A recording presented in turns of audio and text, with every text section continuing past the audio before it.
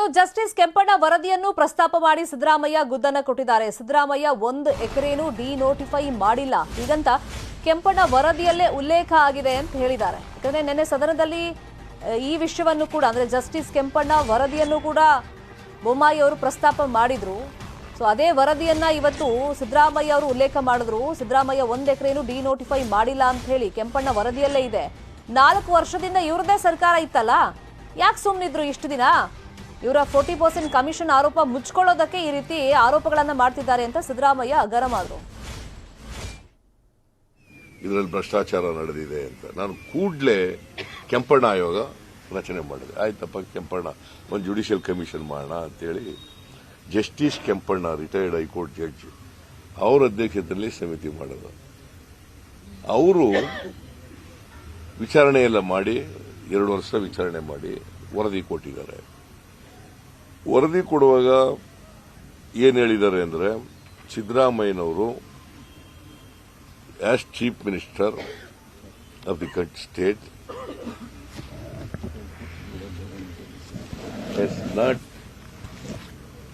Denotified any land ಅಂತ ಬರೆದಿದ್ದಾರೆ. ಆದರೆ ಒಬ್ಬರು ಮುಖ್ಯಮಂತ್ರಿ ಆಗಿರೋರು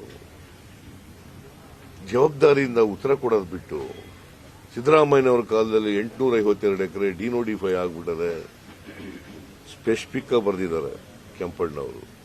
ಸಿದ್ದರಾಮಯ್ಯನವರು ಒಂದೇ 1 ಎಕರೆನೂ ಕೂಡ ಡಿನೋಟಿಫೈ ಮಾಡಿಲ್ಲ. ಅದಕ್ಕೆ ವರದಿ ಕೊಡಲಿಲ್ಲ. ಅದಕ್ಕಾಗಿ ವರದಿ ಕೊಡಲಿಲ್ಲ.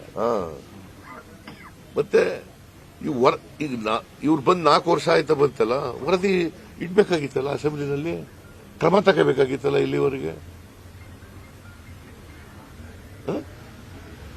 ನಾವು ಯಾವಾಗ ಇವ್ರ ಮೇಲೆ 40% ಕಮಿಷನ್ ಜೋರು ಮಾಡೋದು, ಇವರು ಹಗರಣಗಳೆಲ್ಲ ತೆಗೆಯಕ್ಕೆ ಶುರು ಮಾಡಿದ ಮೇಲೆ ಅದು ಮುಚ್ಕೊಳ್ಳೋಕ್ಕೋಸ್ಕರ ಇದನ್ನ ಈಗ ಮಾಡಕ್ ಹೊರಟಿದ್ದಾರೆ. ಇನ್ನು ಎಸಿಬಿ ಲೋಕಾಯುಕ್ತ ವಿಚಾರದಲ್ಲಿ ಸಿಎಂ ಸುಳ್ಳು ಹೇಳಿದ್ರು, ಕಾಂಗ್ರೆಸ್ ಅವರು ಲೋಕಾಯುಕ್ತ ಮುಚ್ಚಿದ್ರು ಅಂತ ಹೇಳಿದ್ದಾರೆ ಅಂತ ಹೇಳಿ ಸಿಎಂ ಬೊಮ್ಮಾಯಿ ಆರೋಪಕ್ಕೆ ಸಿದ್ದರಾಮಯ್ಯ ಆಕ್ರೋಶವನ್ನು ವ್ಯಕ್ತಪಡಿಸಿದ್ದಾರೆ. ಈ ಎಸಿಬಿ ಸಂಸ್ಥೆಯನ್ನ ಮುಚ್ಚಿ ಲೋಕಾಯುಕ್ತನ ಪ್ರಾರಂಭ ಮಾಡಿ ಅಂತ ಅಲ್ಲ ಹೇಳ್ತೀನಿ ಕೇಳಿ. ಅಲ್ರಿ 1 ನಿಮಿಷ ರೀ, ಒಳ್ಳೆ ಸಮಾಚಾರ ವಿಷಯನೇ ಪೂರ್ತಿ. ಯಾಕೆ ನಿಮ್ಗೆ ತೊಂದರೆ ಆಗ್ತದೆ? 1 ನಿಮಿಷ ಅಲ್ಲ.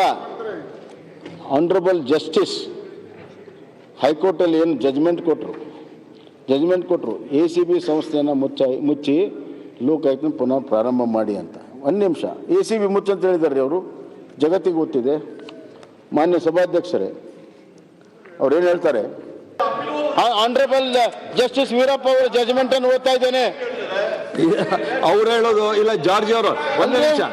ಅವರ ಮುಖ್ಯಮಂತ್ರಿಗಳು ಜಾರ್ಜ್ ಅವರು ಹೇಳೋದು ಇದ್ರ ಮೇಲೆ ಅಪೀಲಿ ಹೋಗ್ಬೇಕಿತ್ತು ಅಂತ ಅವ್ರು ಹೇಳ್ತಾರೆ. ಅಲ್ರಿ ಅವ್ರು ಹೇಳ್ತಾ ಇದ್ದಾರೆ. 1 ನಿಮಿಷ. ಹೆಂಗ್ ವಾದ ಮಾಡ್ತೀರಿ? ಸರಿಯಾಗಾದ್ರೂ ವಾದ ಮಾಡಿ. ಇದ್ರ ಮೇಲೆ ಅಪೀಲ್ ಹೋಗ್ಬೇಕು ಅಂದ್ರೆ ಲೋಕಾಯುಕ್ತ ವಿರುದ್ಧ ಆದಂಗಾಗುತ್ತೆ. ನಾವು ಲೋಕಾಯುಕ್ತ ಪರವಾಗಿರೋರು, ನಿಮ್ ಸರ್ಕಾರದ ನೀವು ಅಪೀಲ್ ಹೋಗ್ತಾ ಇದ್ದೀರಿ ಎಸಿಬಿ ಪರವಾಗಿ. ಎಸಿಬಿ ಮಾಡಿ ಭ್ರಷ್ಟಾಚಾರ ಮುಚ್ಕೊಳ್ಳೋದಕ್ಕಂತ ಜಡ್ಜ್ ಹೇಳ್ತಾ ಇದ್ದಾರೆ ಇಲ್ಲಿ.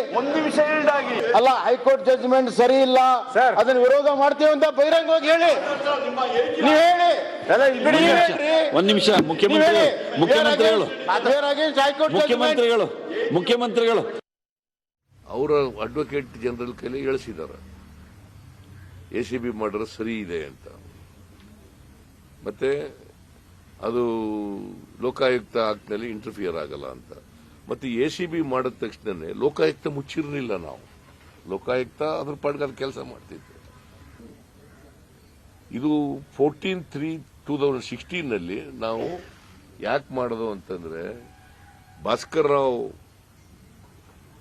ಲೋಕಾಯುಕ್ತ ಇದ್ದಾಗ ಅವ್ರ ಮಗ ಅಲ್ಲಿ ಭ್ರಷ್ಟಾಚಾರ ನಡೆಸ್ತಾರೆ ಅಂತ ದೂರೆಲ್ಲ ಬಂದಿತ್ತು. ಮತ್ತೆ ಬೇರೆ ರಾಜ್ಯಗಳಲ್ಲೂ ಕೂಡ ಮಾಡಿದ್ದರಿಂದ ನಾವು ಪಿಸಿ ಆಕ್ಟ್ ಕೆಳಗಡೆ, ಅಂದ್ರೆ ಪ್ರಿವೆನ್ಷನ್ ಆಫ್ ಕರಪ್ಷನ್ ಆಕ್ಟ್ ಕೆಳಗಡೆ ಸೆಪರೇಟ್ ವಿಂಗ್ ಅನ್ನ ಮಾಡಿದ್ದು. ಸೊ ನಾವು ಲೋಕಾಯುಕ್ತ ಮುಚ್ಚಿದ್ದಾಗಲಿ ಅಥವಾ ಲೋಕಾಯುಕ್ತರನ್ನ ರಿಮೂವ್ ಮಾಡೋದಾಗಲಿ, ಅದನ್ನು ಬಾಗಿಲು ಹಾಕ್ತದಾಗಲಿ ಮಾಡಿರಲಿಲ್ಲ. ಸೊ ಈಗ ಗುಜರಾತ್ನಲ್ಲಿದೆ, ಯಾವ ಸ್ಟೇಟ್ ಇರೋದು? ಉತ್ತರ ಪ್ರದೇಶದಲ್ಲಿದೆ, ಯಾರ ಪಾರ್ಟಿ ಇರೋದು ಅಧಿಕಾರದಲ್ಲಿ, ಅಲ್ಲೇಕೆ ಎಸಿಬಿನ ಮುಚ್ಚಿಲ್ಲ? So there are 16 states which are having Lokayukta as well as ACB. in the country.